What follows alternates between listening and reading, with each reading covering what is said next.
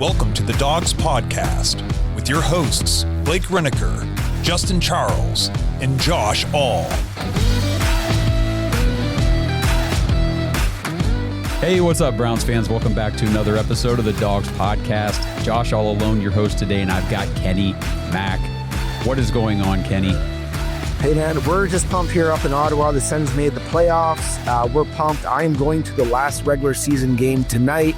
I'm glad that I got to fit this in with you. I'm as excited about the draft as I'm excited about the Sens making the playoffs because it hasn't been since 2017. Mm-hmm. I was feeling very Browns fanish as a Sens fan.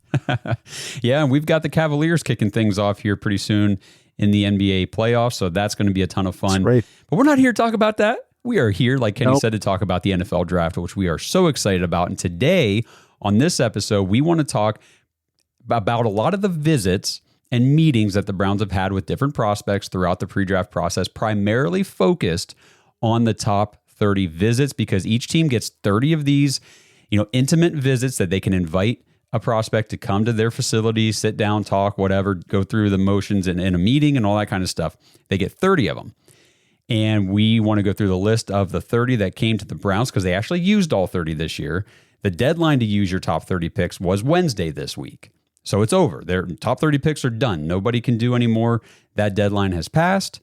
And we are each going to pick 3 players from the top 30 visits that we would really like to see the Browns draft next weekend. And it is finally next weekend. And Kenny's going to be in studio, like we've been saying, on Thursday night for our 5th annual NFL Draft Live show. So if you guys want a great second screen experience while you're watching the draft, tune into the Dogs Podcast. We're going to be on YouTube, Facebook, X, live the entire first round on Thursday night, April 24th, starting at 7:30, since the Browns kick things off essentially at pick 2, because we already know pick 1's Cam Ward going to the Titans. So probably going to be Travis Hunter, but we will see. Who knows? The Browns do weird things, but the draft starts at 2, and we're going to be there for a half hour before things really kick off in the draft in Green Bay, and we'll be talking all Browns all night, and then we'll be just watching to see what do the Browns do the rest of the night. Anything or something. It's going to be a ton of fun.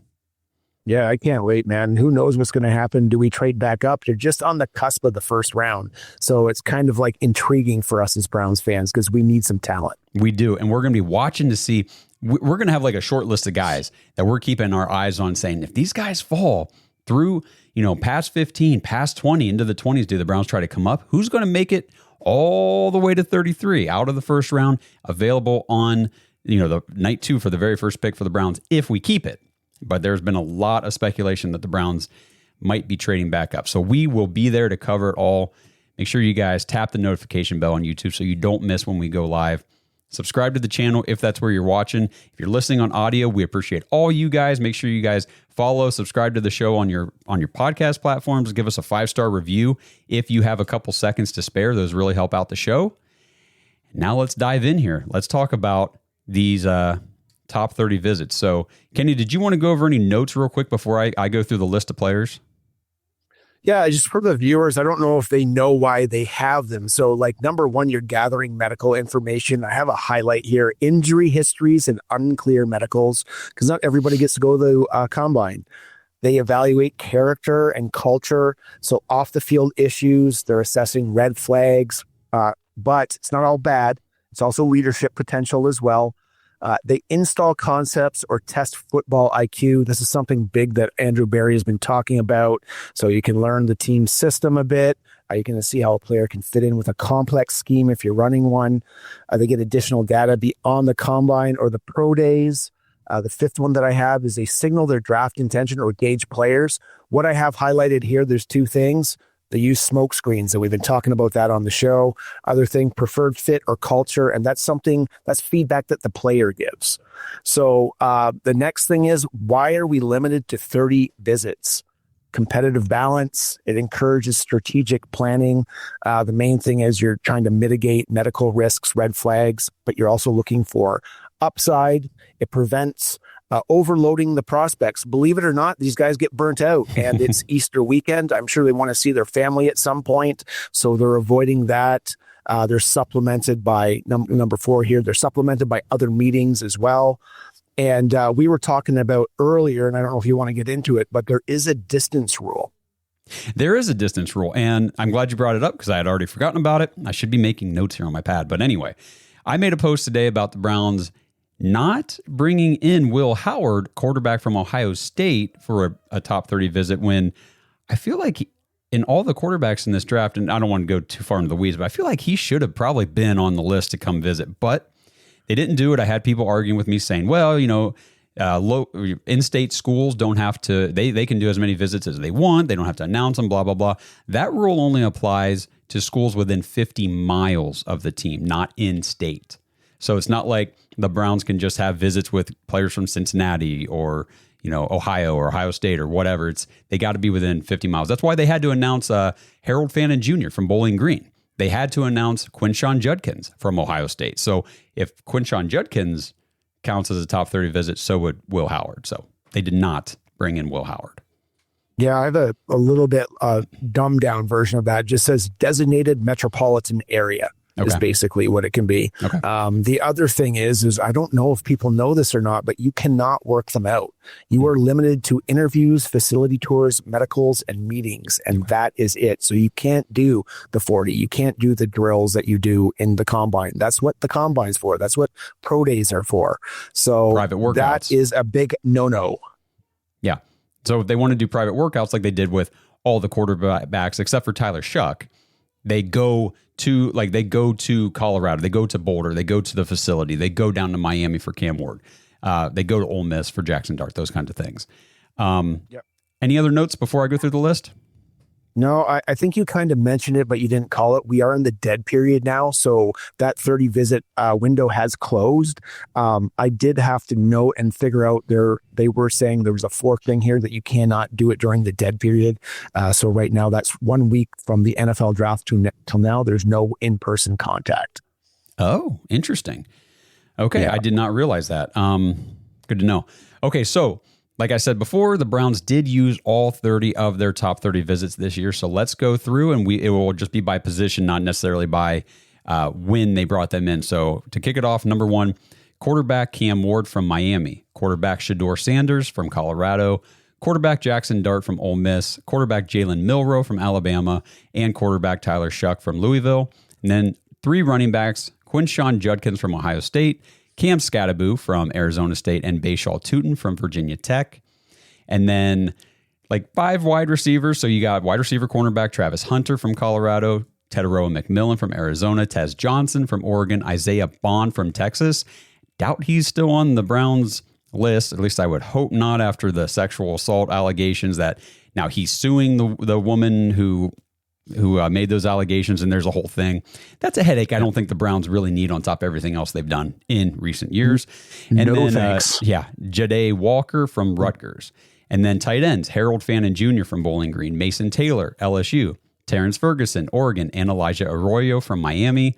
And then on the offensive line, you got tackle Will Campbell from LSU, tackle Josh Connerly Jr. from Oregon, tackle Ozzie Trapilo from Boston College, and then tackle/guard Emory Jones from LSU. If you guys are keeping count at home, that was 21 of the 30 visits allocated to the offensive side of the ball. That's 70%. So expect the Browns to focus heavily on offense in this draft. Then on the defensive side of the ball, you had edge rusher Abdul Carter from Penn State, edge rusher Nick, is it Scorton or Scourton? I hear it both ways. Yeah, I hear it both ways. Okay, we'll just go with Scorton. Okay, Nick Scorton from Texas A&M. Defensive tackle Mason Graham from Michigan. Defensive tackle Derek Harmon from Oregon. Deion Walker, defensive tackle from Kentucky. And defensive tackle Omar Norman Lott from Tennessee. And then to round it out, they did linebacker Jalen Walker from Georgia, linebacker Nick Martin from Oklahoma State, and cornerback Jordan Hancock from Ohio State. So no safeties. Just really one, Nick Martin and Jalen Walker might both kind of be off-the-ball linebackers. One cornerback and a lot of defensive linemen. And like I said, other than that, all offense. Yeah, man, it's kind of funny, too, when you say, for the receiver position, you're taking a look at Hunter, and he's doesn't really count, or you're 4.5 receivers. That's true. What I mean? It's just funny. And he's the best receiver, or the most talented receiver probably not polished yet, but probably the best receiver in the draft. Well, Barry did have his press conference today, and they asked him about Travis Hunter, and he said, I'm paraphrasing, but something about we would find a good balance for him to start things off with his NFL career, and it would be his first home as a wide receiver, and then his second home on defense. So Barry doubling down, sticking to his stance that no, this guy is primarily a wide receiver, which I agree with personally. Yeah, if he wants to be a third down specialist on defense, fill your boots, man. This guy's got a lot of talent. He sure does. So let's just go ahead and kick things off here. Why don't you give us your first prospect of your three that you would like to see the Browns draft? I'll just quick preface it though, because all my guys are round three or around day 3 picks is what I'm trying to say. And what I found is with Andrew Berry in the last 3 years, because of the Deshaun Watson trade, he's got a lot of experience in that day. So he values number 1, special teams, number 2, scheme fit and versatility, which is big, football IQ and leadership, athletic upside with developmental traits, injury discount or small school sleepers. And that's going to be more the UFDA. And that's kind of what I'm looking for. So he, with those traits, is basically looking for pipeline builders, guys that'll start in year 2 or 3, practice squad locks, possibly trade ammo, and culture fits. So guys that don't complain about special teams and don't mind developing on a loaded roster. So loaded roster is like I'll use that very loosely for this roster right now. Yeah, that's what he's basically looking for. So in summary, special teams guys, versatility, toughness, developmental athleticism, leadership and character. And that's basically what I want to hopefully set out for you guys.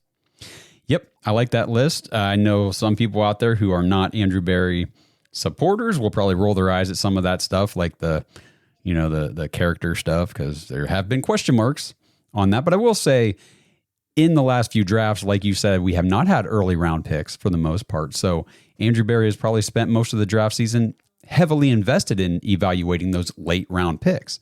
So it'll be interesting to see how things shake out this year with so many early picks in the draft. We've got 4 in the top 100, kind of 5 if you go to 104. So we got 5 in the top 104. And those 5 need to be like, got to hit those. We got to hit those. Yeah, based on where we're at, and I'll just get right into mine right now. Yep. Then we were talking back and forth, and I know we switched our picks a lot. And I was originally going to go with Bashil Tutin, and the reason I'm bringing him up right now is his speed blew me away, and I was like, I can't wait to get into this guy. Like, he's awesome, explosive playmaker. He was off the charts in the combine for all his drills. I found out, number 1, his comparison was Pierre Strong. I was like, I don't know if I want to get into this. Yeah. And then you said it on the last episode, and I'm like, dropped it right fast because I looked at the tape. You said, he's like Jerome Ford. And I watched him, and he can run fast, and he outran everybody, but he danced in every single hole. So I moved on, and I went for Cleveland Brown favorite almost already, Cam Scadaboo, the running back out of Arizona State. That guy, 5'10", 219 pounds.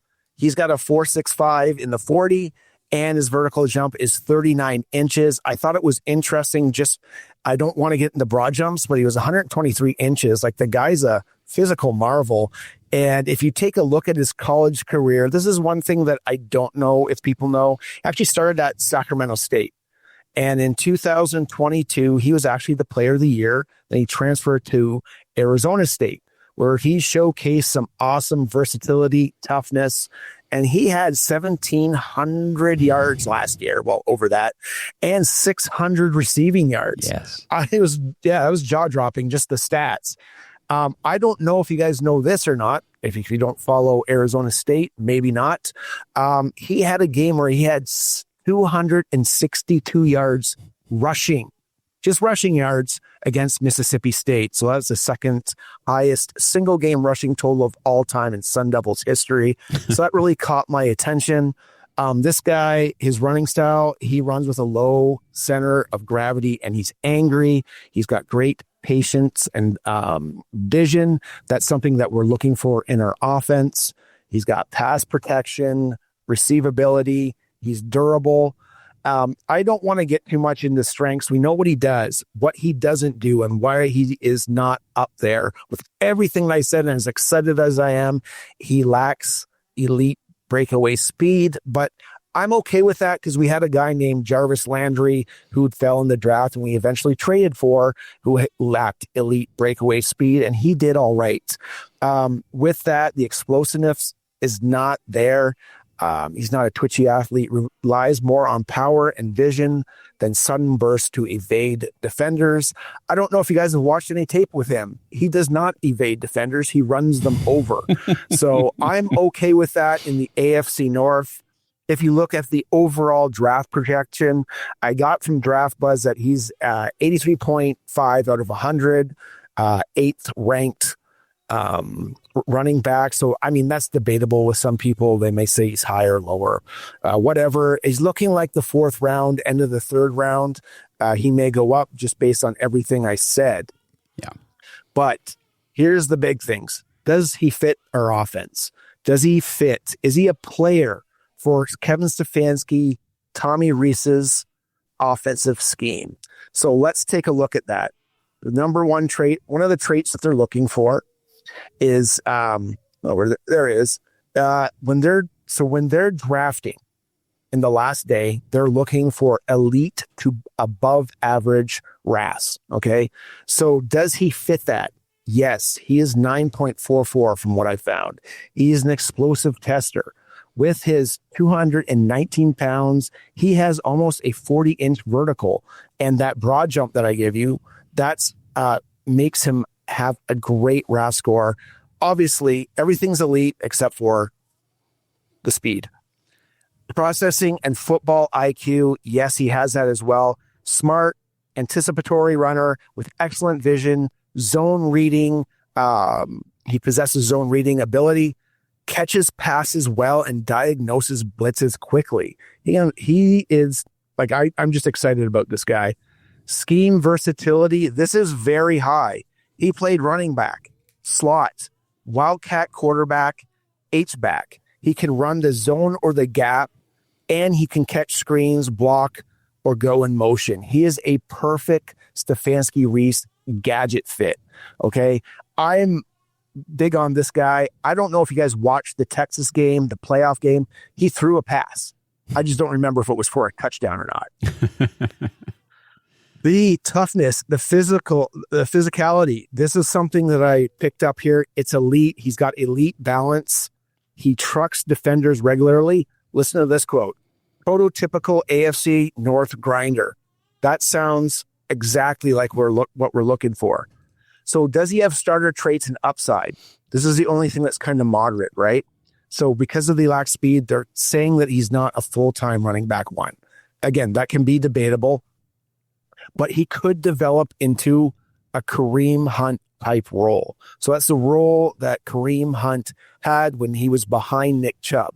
So just be clear with this. He is not going to be Kareem Hunt. He is going to make that role that Kareem Hunt had and excel. But it could be a little bit later in the lines when, Kareem had 400 yards rushing, but he had 11 touchdowns. Mm-hmm. He had 9 rushing and he had 2 receiving, right?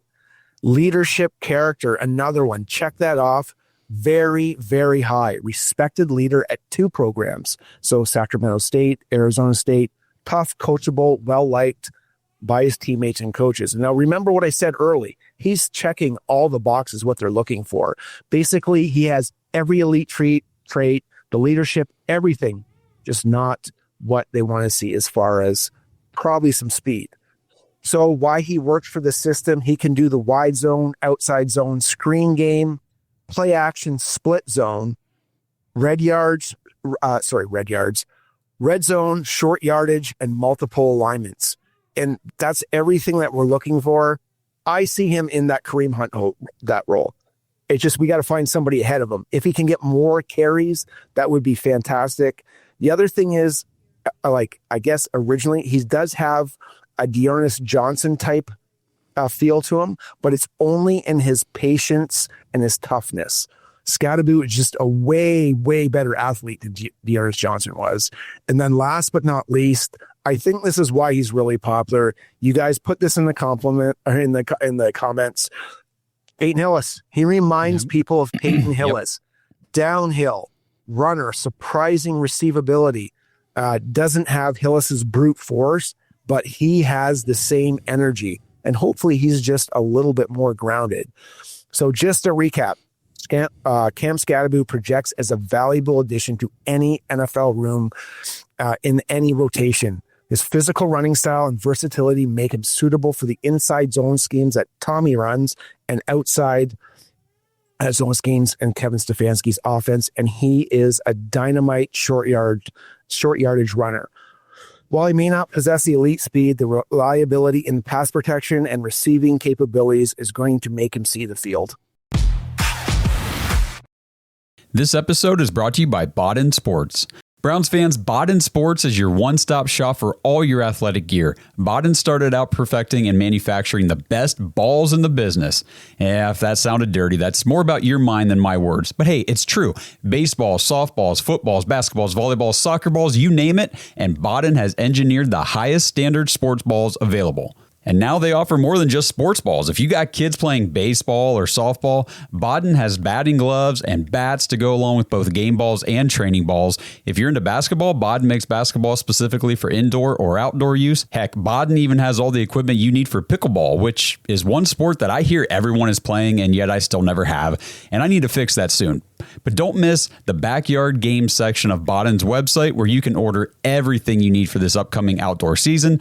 Pool balls, backyard volleyball nets, croquet, bocce, horseshoes, cornhole, and more. Right now, you can get 10% off your entire order at Baden Sports, BADEN sports.com/dogs, DAWGS, and use promo code DOGS when you check out. That's 10% off all the top quality sporting gear you need this season. BadenSports.com/dogs. Yep, I know Cam Scadaboo definitely a fan favorite. Ton of fun in that college football playoff game. It was interesting that you said that about the RAS because what I saw for his RAS was a 7.42. He was actually outside of the range on the one I saw from what Andrew Berry looks for, which I thought was interesting. They brought him in when Tootin and Quinshon Judkins both had the very high, like upper 9 RAS scores. And I figured maybe they were bringing Scadaboo in to kind of evaluate not so much with the RAS, but some of the other things because the production, oh my gosh, you mentioned, I mean, almost 300 carries, 1,700 yards, almost 6 yards a carry, 21 rushing touchdowns. He had 3 through the air with 605 yards, like you said. I mean, the guy's got a freaking nose for the end zone. Just a tough guy. And the missed tackles forced. I forget what the number was, but it's big. If it wasn't for Ashton Genty, Cam Scadaboo would be the leader in by a wide margin in missed tackles forced last year in college football. He had 8 games with multi-touchdowns. I mean, he's a good player. He's got the attitude, man. And the thing about his RAS, I mean, that could be maybe Draft Buzz didn't have the RAS updated to the latest combine. Who knows?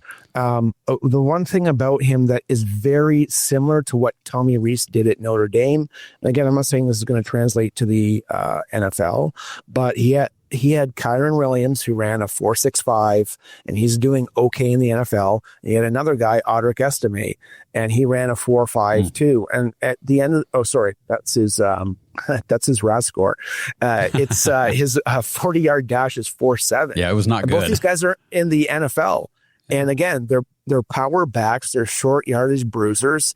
And I guess like Kyron Williams has a little bit better vision, but they're downhill runners that just attack the hole, and they kind of fill that need that I was saying earlier. You play a too high safety bubble zone. It's a death by 1,000 paper cuts to beat it. And if you just keep getting 4 yards and you're beating a team down, you're eventually going to wear them down with power backs. Totally agree. So that leads perfectly into my first player, because I just mentioned him offhand.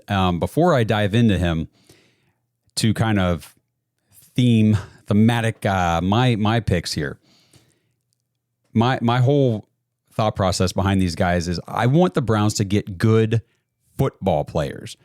Screw the analytics, the speed scores, and all that crap to evaluate these guys. That stuff is great as a compliment to your evaluation process, but just turn on the freaking tape. Can these guys that you're picking in the draft actually play football? I want guys who are physical, big, strong, fast, hard-nosed grinders. I want them to live, breathe, and sleep football. No nonsense players, students of the game. I want them in there working their tails off. They're driven to be great, and then they're not going to stop until they get there. And then when they do get there, they just keep busting their asses even more to get even better. That's what I want. I feel like we have not had much of that in Cleveland here recently, especially on the offensive side of the ball. So my first guy is Quinshon Judkins, running back from Ohio State. Ooh. He is currently projected around pick 54 in the second round. Usually running backs outside like the top tier in each draft, they tend to fall a little further than projected, especially with the depth in this class. I think you could see some other positions get pushed up and some of these running backs kind of come down a little. So he could be available at 67 when the Browns pick at the beginning of the third. Maybe they trade up a few spots into late round 2 to get him. But he is 6 foot, 220 pounds, 22 years old. He is the archetype, the mold, the absolute build of an NFL running back. Like, this is what you want in the NFL right now. His college production profile, while it was not Cam Scattaboo, it was still excellent. I mean, he had 1,000+ yards in all 3 of his college seasons. First 2 at Ole Miss, the last one obviously at Ohio State. 5.2 career yards per carry. He's an elite touchdown scorer. 45 total touchdowns in college. He had 14 or more in every single season. Caught 5 touchdowns in his career through the air, caught 22 passes in each of the last 2 seasons, and he had 0 fumbles in college, 739 carries, and he did not fumble a ball, at least according to ESPN stats. He is the type of guy that the Browns are looking for, that they need to solidify the backfield once again, and he actually had the second best athletic testing at the combine. So now you're not just looking at the tape and saying this guy can play football. Now you've got the testing to complement it, and that's something Blake mentioned on Tuesday. Don't just look at one or the other. They got to give me guys that have both of these things, and he's got it. He's not a slashing speedster. He run a 4.48, so he's got good long speed, but he's just the sturdy, reliable running back. He's going to go forward on every play, and then occasionally he's going to break away from defenders for a big run. That's what we're looking for. His game is definitely more in that traditional NFL running back. You're going to wear down the defense with his size, his physicality, but like I said, does possess the speed to break one off here and there, and he can catch passes out of the backfield. So he truly has a 3-down skill set if the Browns need to use him in that fashion, and if they offset him a little bit with Jerome Ford or they draft somebody else. My guy is Brashard Smith. Later in the draft, I would like to see them pair him with. That would be perfect, but I just think that Quinshon Judkins fits the mold of a damn good football player. Yeah, I agree. I just think back to when they were playing Texas. Or wasn't Texas? Who'd they play before? Oregon? Mm-hmm. He just set up Henderson in blocking so he could get a ton of touchdowns. And then he kind of reminded me of just the way he just had a Kareem Hunt, early Kareem Hunt air about him. I felt like when he scored a touchdown, he was going to start doing push-ups in the end zone. Yeah. You know what I mean? Yep. Like he seemed like that. And I would love this guy on the team, but imagine having even the 2 running backs that we're talking about now. I mean, again, it's not realistic that we pick 2 in a row, but I mean, that would kind of fill the need or have that Chubb Hunt combination by that combination on the field right now. Like that would be amazing. Yeah, and I'm glad you mentioned the blocking that he was. I mean, he transfers from Ole Miss, where he is the dude, to Ohio State, where he's not the dude. You are going to be a dude in a tandem with another dude, Travion Henderson. He accepted the role. He excelled in the role. He's unselfish. They work together. This is the type of guy we need. I don't want any me guys. I need team guys who are ready to come in here and just lay it on the line for us to get some freaking wins. Yeah, I agree. I think he'll do that for sure. All right. So who is your second prospect, Kenny? Yeah, my second prospect is another prospect that I want to help Kevin Stefanski and make that offense go. Other than running backs, you do need tight ends. I'm picking the tight end from Oregon, Terrence Ferguson. That guy is 6'5". He's 247 pounds. He's got long arms and he's got big hands. He's got a 4.63 in the 40. He's got a 1.55 second in the 10-yard split. And he too almost has a 40-inch vertical. That guy came from Colorado. He enrolled at Oregon. He made an immediate impact, and he has the most receptions and receiving touchdowns. So he has 134 receptions for his career at Oregon for 1,537 yards with 16 touchdowns. Basically his strengths, athleticism, route running, and hands. Areas of improvement, that's kind of where I want to get it. He is a willing blocker, but he needs to improve that technique and strength to be more effective against NFL level defenders. Again, another area to kind of go along with that is physicality. So he could enhance his play strength, better handle contested catches, and contribute more in the run game. All I hear that is he needs more strength coach and he needs some more coaching. That's it. I mean, I don't know in college how much actual blocking they get, our coaching they get, but I'm sure our guys can help him out with that. And again, this is a third-day prospect. He's going to get his time on the bench. He's going to learn. Mm-hmm. He projects to be a mid-round pick, like we said, around 3 or 4. I'm thinking day 3. But in this draft, his athleticism, receiving skills make him an attractive option for teams seeking dynamic pass-catching tight ends. With development, particularly in blocking, like we said, he has the potential to become an NFL starter. So does he have the traits that the Browns are looking for? So special teams ability, yes. I mean, again, he wasn't a core teamer at university, but he's got the size, he's got the effort, and he's got the toughness to contribute on kickoff teams and field goal units right away. Versatility, this is a big one. This is very high. He lined up, again, inline tight end, slot, H-back, and even outside receiver at Oregon. Stefanski, you know this. He loves 12 and 13 personnel, so let's get him out there in those formations, and he can play the 2 position, he can play the 3 position in those looks. Toughness and processing, again, he has it. He's a smart route runner, understands leverage, and where he needs to sit in zones. That's really big for this offense. He's a willing blocker, like we said, just needs a little bit more juice in that. Played through shoulder and ankle injuries, so he's gritty and competitive. Does he have developmental athleticism? Yes. You got the height, you got the speed, you got the vertical. He should be developed into an explosive red zone target, and that should be highlighted by mismatches versus linebackers and safety. And again, while he's not that dominant blocker that we want, he's got the athletic foundation to make it go in a Stefanski play action heavy movement based offense. Does he have leadership? This is very strong. Voted team leader, was frequently cited by the Oregon staff as a culture guy, something you're looking big for in these rounds. One of the most respected voices in the Ducks locker room. He has no off-field issues, and he's praised for maturity and film work ethic. Passion for the game, he's described as a grinder. He took bigger roles every year, embraced the blocking, and in his Shrine Bowl invitee, he had respect and buy-in from coaches in the process that he did. So he can contribute right away. So is he a strong fit? Yes, he can line up in multiple roles, contribute as a blocker and a receiver. Runs reliable routes in intermediate passing games, and he can stay on the field for both run and the pass, so he can disguise your plays a little bit more.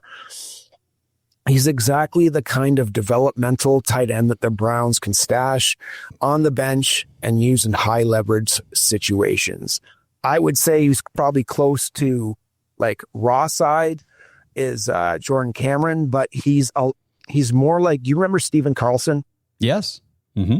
So it's like you want him to become him, but he's got way more athleticism. Okay. That's a good comp. Throwing it back a little bit. Yeah. Yeah. So like Kenny mentioned, does that wrap up your summary on Ferguson? Yeah, that's pretty much it. I just want to make sure I wasn't cutting you off, but like you said at the beginning, you changed your picks quite a bit as we were going back and forth talking about prepping for the show. So I didn't realize to begin with that you were going to do Scattaboo right before I do Judkins, but we talked about the Browns spent so many of their visits and so much of their time looking at running back prospects. and also tight end prospects. So I didn't know you were doing Ferguson second, but it plays right into my second pick, which is another tight end they met with, Harold Fannin Jr. from Bowling Green.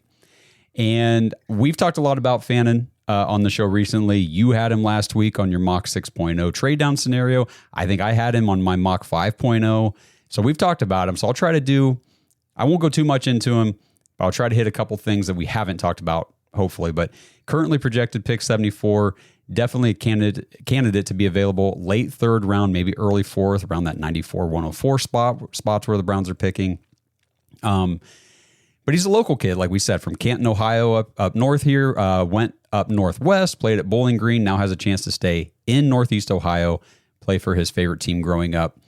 But Harold Fannin is not a guy that Andrew Berry and Paul D. Podesta's super smart analytics will probably tell them to draft. He's not the biggest guy. He's not the fastest guy.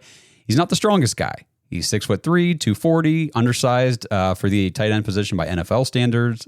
He's not an elite athlete. He didn't test exceptionally well. So why am I talking about it? Why do I want the Browns to take him? Again, he is a damn good football player. His production at Bowling Green last year was elite. So elite that it led the entire nation in receiving. 117 receptions on 150 targets. Led the nation, 1,555 yards. Led the nation, 10 touchdowns. As a tight end, that's unheard of in college football. It's always receivers that lead in everything in receiving, and it's tough for tight ends to do that, and he just dominated. And what makes it better, it was only his third season ever playing tight end. He played safety, believe it or not, in high school. He was a very good defensive back by what I was reading, and then he switched to tight end in college because that's what they asked him to do. So he's obviously a team-first guy, a coachable guy, willing to do whatever the team wants him to do. He had his huge performances. I know he played at Bowling Green. You're saying MAC, smaller competition. Huge performances against the strongest competition. Penn State lit him up. Texas A&M lit him up back-to-back weeks.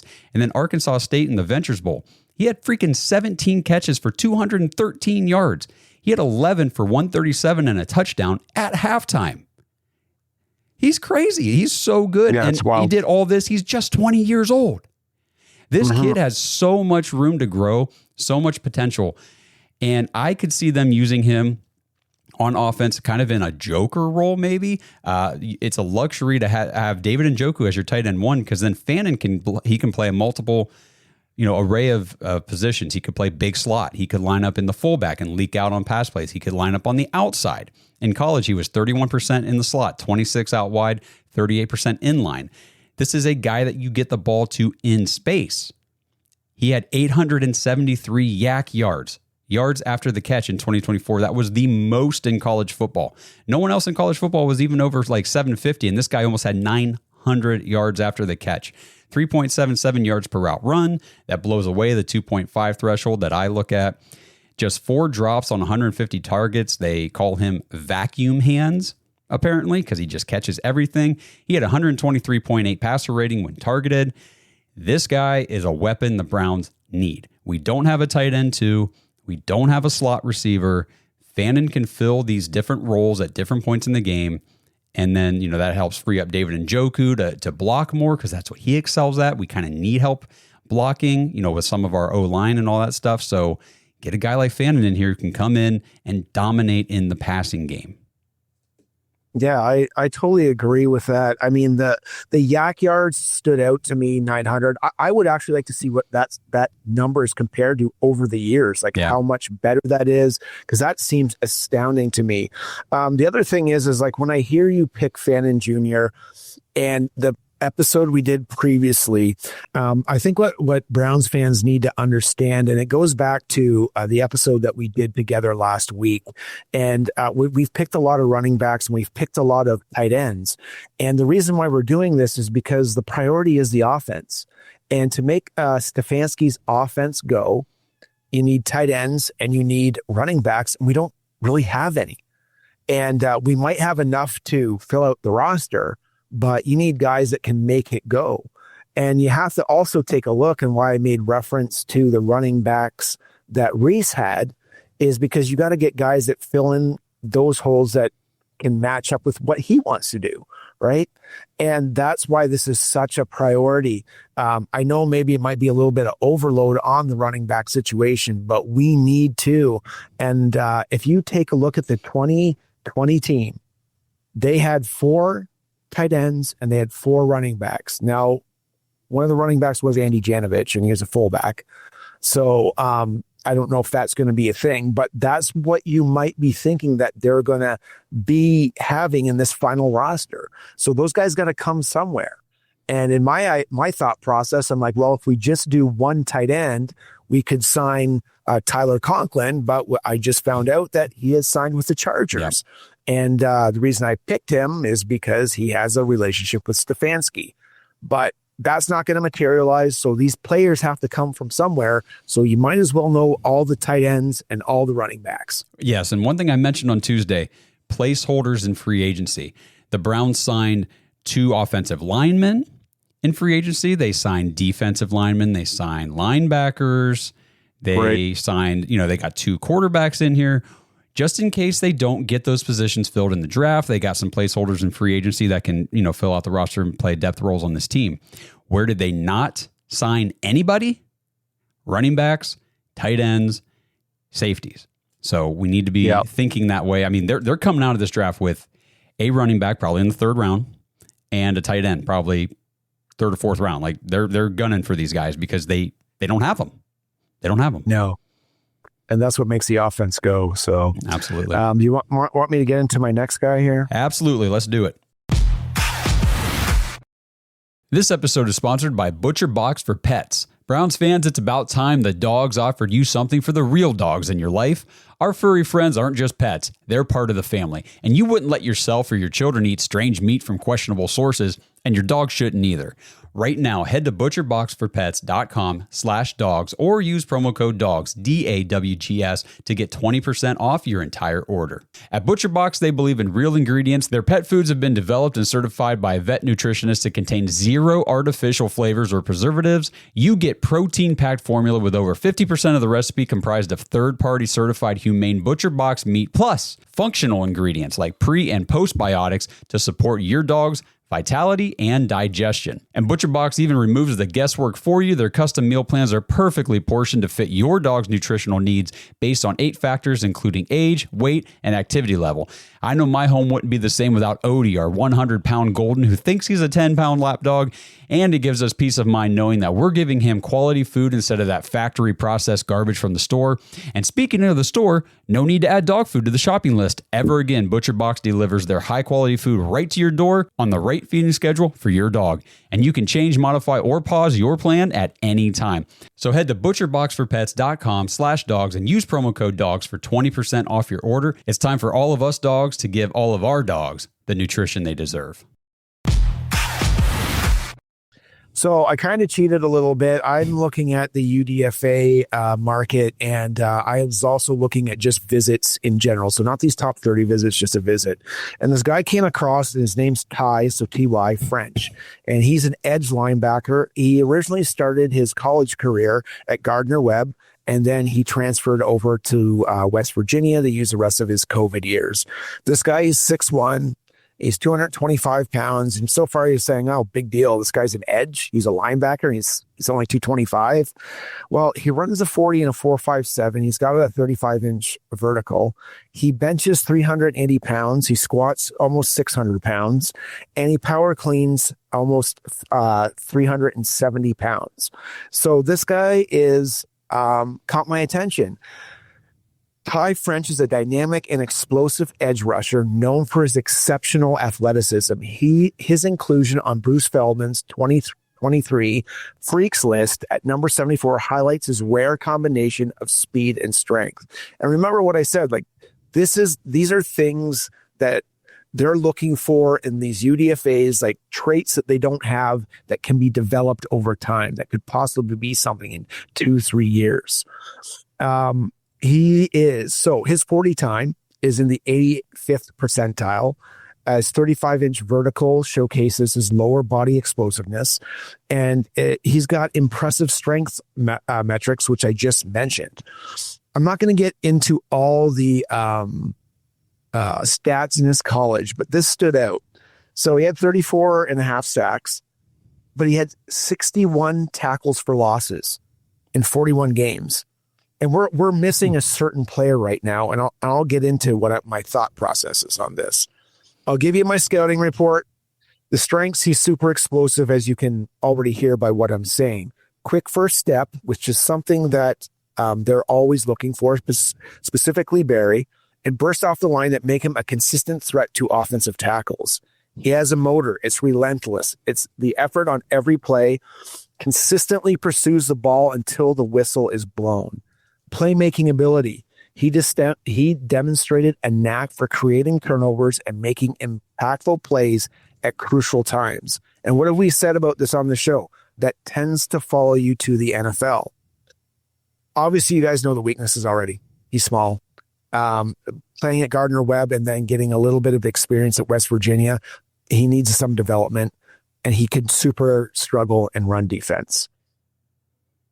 So, could Ty French make this team? And I think he can. I think he can make it as a JOK type player. So he's going to especially be in some sub packages, hybrid roles, and special teams. So what's the first thing I mentioned for every single guy? It's special teams. I think this guy can be a gunner.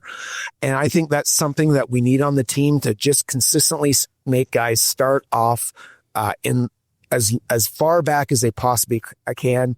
What I got from what I found is Bubba Ventrone can use this guy as a day one contributor while he develops, that's on special teams, that is, while he develops on defense.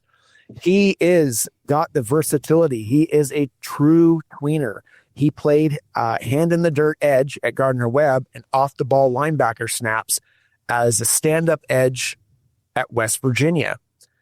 He could play a Sam, could rush off the edge, third and long NASCAR fronts, drop in coverage as a big nickel dime look. I mean, the sky's the limit. He has to be developed. Can he mirror JOK? I mean, I don't know if you guys remember this. JOK really didn't have a position. He had matchups, and that's what he had, and that's something that they can do with these guys. So here's the downfall, is the toughness and the processing. It's in progress. The toughness is there. He's got the motor. He never seems to quit until the whistle's blown, and he heard all the strength accolades. Processing, let's just say, cut it real short, needs work. Developmental athleticism, again, he has it. It can't be understated. He's undersized, but he has a twitch and explosiveness that are high-level traits that Jim Schwartz loves in rotational defenders. So he's got the leadership. I mean, clearly, if there's a guy that could have made money in the NFL right away coming out of Gardner-Webb, he went into another program to get developed. So he wants to learn, and I think that shows some character with him. He shows accountability, maturity, and first-team mindset. I mean, that's a lot of people say that in any draft profile, so that remains to be seen. But what I think with this guy is he can compare trait-wise to JOK. I mean, they have similar size. They're both 6'1". One's JOK is 221 pounds. He's 225. Speed and explosiveness for JOK is elite. He's near elite based on the measurables that I gave you. Positional flex. So JOK is a linebacker. He's a big nickel with overhang. He's going to be an edge linebacker hybrid is what he's going to be. But what I really like about this guy is the athleticism. I like the 61 tackles for losses. Can that translate? I hope it does, but he will be a day 3 developmental pick, probably a UDFA. He'll probably be a priority at UDFA based on what I told you, but he can be an immediate special teams contributor. I think he can be an edge linebacker depth piece. He has traits that match up with Schwartz's system, like I said, and he could possibly be a JOK type player. And I'd love to see this guy and how they could develop him. You know, you talk about Ty French, TF, and the whole time you were talking about him and was making me think of another TF, and that's Tony Fields, who the Browns took to complement or kind of supplement, I guess you might want to say, JOK in the same draft. And so maybe this guy could kind of hold down that same sort of role. The difference is Tony Fields, obviously, same type of situation, needed to develop. Was a special teams guy, was not a guy you're relying on the defensive side of the ball to begin his career or anything like that. Unfortunately, we had to blow like, what was it, a 5th round pick or something on Tony Fields? I forget what we used. And he never really developed into much. But Ty French as a priority UDFA could be a much better pick. Yeah, dude, I totally agree with you. And, it's funny that he went in the 5th round. And I can guarantee you, if you put their stats together, this guy clearly is the most gifted of them. It's just probably Tony had a little bit, he was developed a lot more. And he may have been from West Virginia, was he not? Pretty sure he was. Yeah. I mean, maybe he took some of that role as well, and that's what they were trying to supplant when Fields left. But who knows? That's neither here nor there. Yeah. Yeah, I like that. And I'm glad you kind of went down that UDFA route because we see it happen every year. We talked about it like on the last episode, I think. Andrew Berry's always heavy in that UDFA market. And he tends to come away with some guys every year that make the team and actually contribute and then, stick around for even more than a year. If this guy just contributes as a gunner, and like I said, if he's sitting guys down at the 20-yard line every single time or, getting these coffin corner kicks down, I mean, maybe it's something. Yeah. Yeah. I mean, that's what you're looking for at that point. So good name to bring up. And then I'll wrap things up with my final prospect off the top 30 list that I would like to see the Browns draft. And I want them to draft this guy because I want this position drafted, but I don't want to have to use a high pick to take it. And I think they can get this guy in the mid rounds, hopefully, if they want to prioritize the position in that area of the draft. And I think they can get a future starter out of him. And it is Ozzie Trapilo, offensive tackle out of Boston College. Trapilo is currently projected at pick 82, so he could be a pick for the Browns, like I said, in the late 3rd, maybe that 94 range. Maybe he falls a little bit. These are just projections from Mock Draft Database, so we'll see how it goes in the real draft. But he is a massive offensive tackle, 6'8", so he's DeJuan Jones' height, 360 pounds, so he's not DeJuan Jones' belly, but he's still big boy, 23 years old. He does come from NFL bloodlines. His late father, Steve, was actually an All-American offensive lineman at Boston College, and he was drafted 4th round by the Saints in 1987. Trapilo started at both left tackle and right tackle during his years in college. And from what I've read and looked up on him, he just has a solid understanding of how to play the position. He's got a high football IQ. He's a hard worker. He hustles his ass off. He's the type of effort guy that we need. He's like the anti-Jed Wills.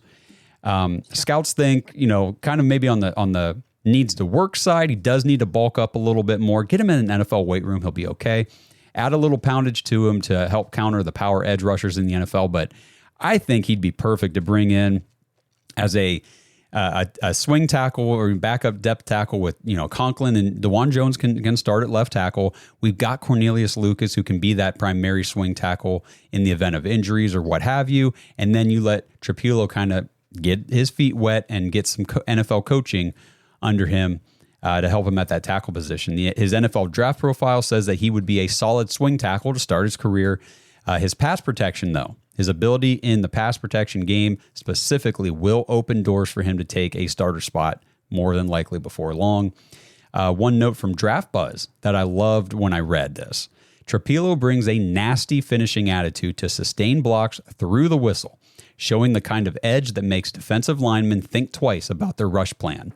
I want that nasty on my offensive line. I feel like we have been kind of pussified in recent years. We're weak. Yep. We get pushed around. The offense overall has just been soft and pathetic. We love how Wyatt Teller is kind of nasty on the field. He finishes through defenders to the whistle, sometimes maybe a little beyond the whistle. Just give me another hard-nosed, high IQ football player. And that's what I have been harping on this entire episode about these prospects. Get me good football players. I want guys who understand the game of football, how to play their position, and want to dedicate all their time to their craft to be great. That's why I want Travis Hunter at 2. I want these guys who want nothing else to do but just play football, be football players, and be great. Yeah, I like what I hear, man. He's got the size. You can't teach that. It's just, again, it's another one of these things. Like, and I think what it's coming down to is we're getting a lot of developmental players. So it comes down to the new coaches that they hired. We have a new offensive line coach. Mm-hmm. He's more along the lines of what we had previously. And he just needs to get this guy to get his hips down and get the leverage that he needs, right? With my guy, the tight end, Ferguson, again, he just needs to be coached up a little bit. They need an NFL weight room, and they can definitely, with the traits that they have, excel in the NFL with the will and the desire that they have. Thank you. Yes, just the want to. Just give me some damn want to. Like, give a damn.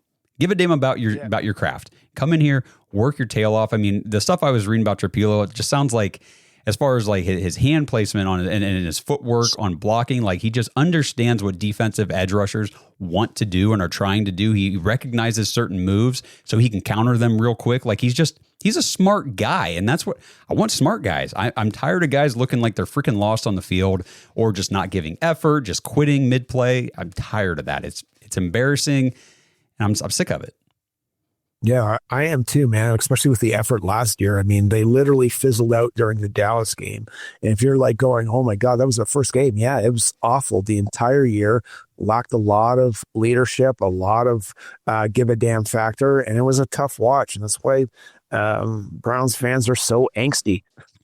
Absolutely. I mean, we just want to be good. Just want to be fun to watch. And last year we were not. So, yeah, inept. Yeah. For sure. So drop it in the comments. Like Kenny said at the top of the show, let us know what you guys think about the players the Browns brought in for their top 30 visits. Which 3 players on the list of 30 visits would you want to see the Browns take? I mean, obviously, I could have sat here and said Travis Hunter and Cam Ward and Ted McMillan, but we're not drafting all those guys, obviously. I think Hunter is kind of a lock for 2. So I wanted to pick guys, obviously, that were further down the board. And yeah, just let us know what you guys think, and make sure you guys tune in for the draft next week. It's going to be a ton of fun. Thursday night, 7:30, live on YouTube, Facebook, and X. Kenny Mack is going to be in studio. We're going to have a ton of fun. We'll be there for the entire first round. Yeah, there's going to be a draft party, looks like downtown Cleveland on Friday as well. So I'm staying for that. I think Josh Cribbs is hosting it. Nice. Yeah, we have for the Browns backers side. If you guys take a look, there's a ton of Browns backers across North America and through the world throwing draft parties. You just got to know where they are. Also want to shout out to Kelly Burgess Taylor. She is the president of the British Bulldogs, the London, England Browns backers chapter. She will be presenting one of the day 3 picks as she is the international fan of the year. Wow. So yeah, not only that, there'll be there's a game in London, so they'll be hosting a Browns backers batch this year, but check Kelly out on day 3. Awesome. Good stuff, man. All right. Well, thanks, Kenny, for joining us. Thanks everybody for tuning in. Again, draft next Thursday night, 7:30 p.m. live stream. Check it out. Oh, and before I wrap this up, make sure you guys, if you want to join our dog pack community, jointhedogs.com, head over there, become a dog pack member. If you guys have not been in there yet, you missed a whole draft season that was a ton of fun in the Discord and everything else, the conversations that go on in there. But don't worry, because as soon as the draft is over, we get to talk about who we actually picked and what this team is shaping up to be. So the conversation never ends at jointhedogs.com. Thanks again for tuning in, everybody, and we will see you guys in the next one. Let's go, Browns. Thanks for listening to another episode of the Dogs Podcast. Make sure you subscribe on YouTube and follow us on Twitter at The Dogs Podcast. Get your thoughts on the show at thedogspodcast.com.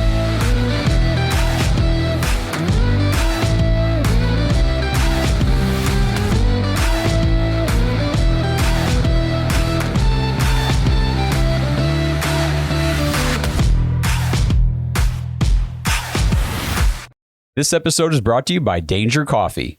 Browns fans, we talk about how Danger Coffee is made free from mold toxins that are in 45% of the world's coffee, but that's not all that Danger Coffee has to offer.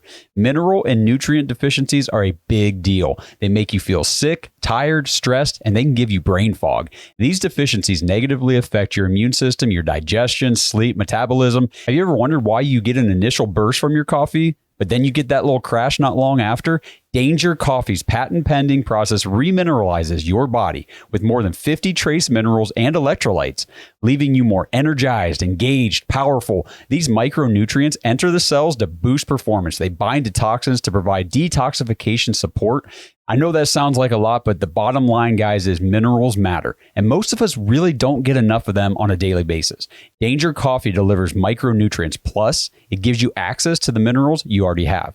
Head to dangercoffee.com, use our code DOGS, DAWGS, for 10% off your order. And that code can be used over and over. So you get 10% off every order you make using code DOGS. It's time to start every day off with a cup of coffee that gets you going and actually keeps you going.